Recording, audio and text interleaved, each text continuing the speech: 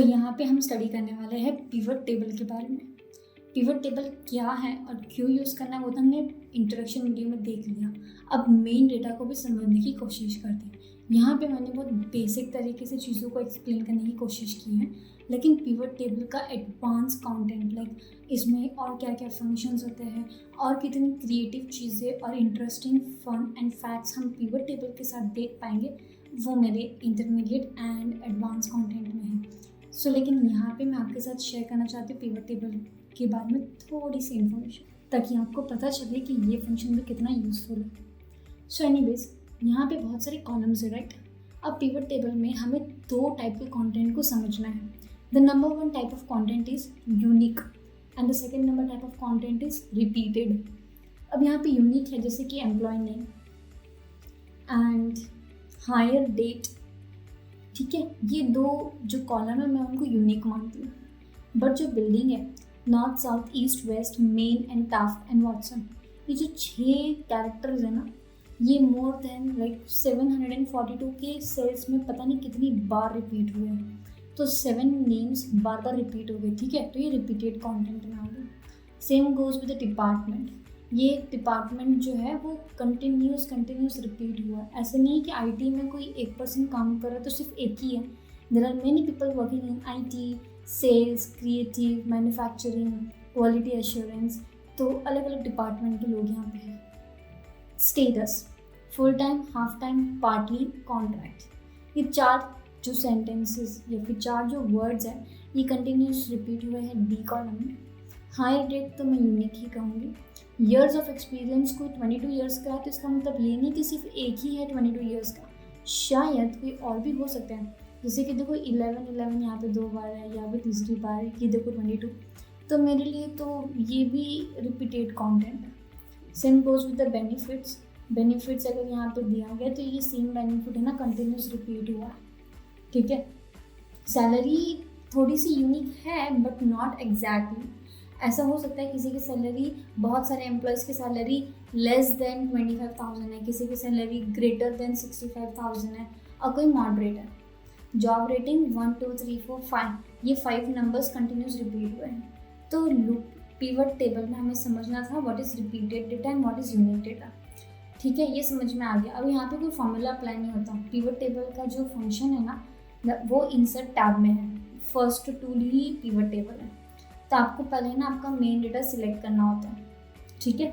मैंने सिलेक्ट कर दिया, Ctrl+A प्रेस करके इंसर्ट टैब में आके 1 time click on pivot table. ये पूछ रहा है कि आपने जो सिलेक्ट किया वही चाहिए ना पिवट टेबल, यस। और कहाँ चाहिए, न्यू वर्कशीट में चाहिए कि यहीं पर दे दे, तो मैंने कहा न्यू वर्कशीट में दे दो। यहाँ पे फिर आप पूछोगे कहाँ देना है, तो बेटर होगा कि आप न्यू वर्कशीट में दे दो। तो पिवट टेबल के पहले या उसके बाद एक वर्कशीट ओपन होगी, देखना। ओके करते ही ये देखो वर्कशीट ऐड होगी। अब यहाँ पे देखो pivot table tools, pivot table analyse and design.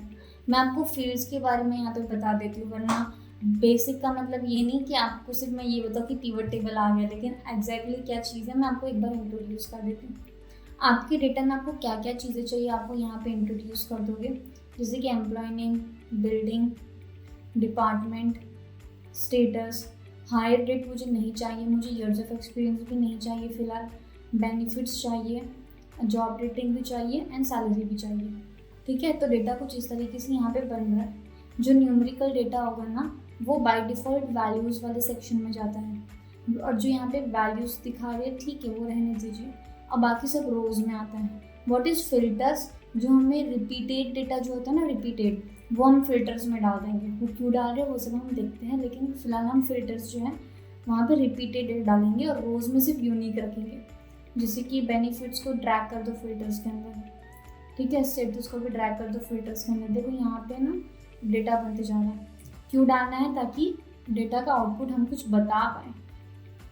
और बिल्डिंग भी डाल दिया फिल्टर्स में। अब वैल्यूज़ में sum of job rating, sum of salary. Sum of job rating 1 2 3 4 5, और फिर ये 5 नंबर ही कंटिन्यूस रिपीटेड है, इसलिए मैंने इसको भी फिल्टर में डाल दिया। अब इसमें से जो स्टेटस या फिर मान के चलो एक और ग्रुप था, राइट, मोर टेबल्स। यहाँ पे हमारे पास डिपार्टमेंट स्टेटस की अगर बात करें, मैंने अगर इसको कॉलम्स में ले लिया तो ये बराबर कुछ इस तरीके से आ जाएगा। जो भी आप कॉलम्स में लोगे तो वो कॉलम्स बढ़ जाते हैं। ठीक है, आई डोंट माइंड। अब मैं इसको क्लोज कर देती हूँ। अब अगर मैंने यहाँ पे सिलेक्ट किया कि मुझे सिर्फ वही डेटा देखना है, ठीक है, जिनका जॉब रेटिंग इज़ 2, ओके, तो सिर्फ आपको वही डेटाबेस दिखाया जाएगा। अभी लोड हो रहा है, गिव सम टाइम। तो अभी सिर्फ वही डेटा दिख रहा है जिसकी जॉब रेटिंग 2 है। कुछ फ़र्क नज़र अभी तक नहीं आया। मैं आपको एक और चेंज दिखाती हूँ। मुझे सिर्फ वही डेटा देखना है जिसका जॉब रेटिंग तो 2 है, बट उसको फूड एज अ बेनिफिट मिल रहा है। थोड़ा और डेटाबेस में चेंजेस होंगे। ये देखो, अब मैंने 2 फिल्टर्स अप्लाई कर दिए तो मेरा डेटा कितना शॉर्ट हो गया। तो बेसिकली पिवट टेबल आपकी हेल्प करता है डेटा को स्मूथ करने के लिए। एज अ HR या फिर एज अ सीनियर आप सिर्फ इतना देखना चाहते हो कि मेन डेटा में से मेरे को जो एक्सट्रैक्ट डेटाबेस अगर देखना है तो वो किस तरीके से देखना है, तो pivot table will help you out. तो यहाँ पे मैंने क्या किया, आपके मेन डेटा में से एक एक्सट्रैक्ट डेटा निकाल दिया। अब ये मैं चेक करने के बाद में अगर मुझे वापस फिल्टर्स लगा देना है तो आप ऑल पे क्लिक कर दो, फिल्टर्स वापस एक्टिवेट हो जाएंगे।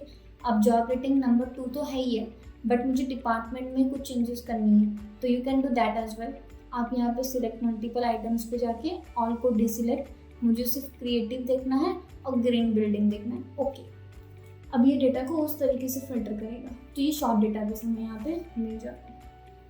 ठीक है, अब मैं यहाँ पे फिल्टर निकाल देती हूँ कि ये ऑल रहने देते हैं, और एक फ़िल्टर तो लगाया हुआ है ऑलरेडी क्रिएटिव वाला, ठीक है। तो अकॉर्डिंग टू दैट ऑल्सो अभी 742 के डेटाबेस में से सिर्फ 2 मैंने अगर वैल्यू सिलेक्ट कर दी तो उतना वैल्यूज हमें दिखा रहा है, एकदम शॉर्ट बेसिक वैल्यू।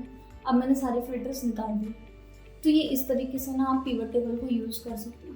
इसके और भी बहुत एडवांस कंटेंट है, क्योंकि pivot table is the most used function in any small scale industry और लार्ज स्केल इंडस्ट्री, या फिर आप कॉर्पोरेट्स की बात करें। आपको अगर पूछा गया कि आपको एक्सेल आता है, दैट मीन्स आपको पिवट टेबल तो आना ही चाहिए।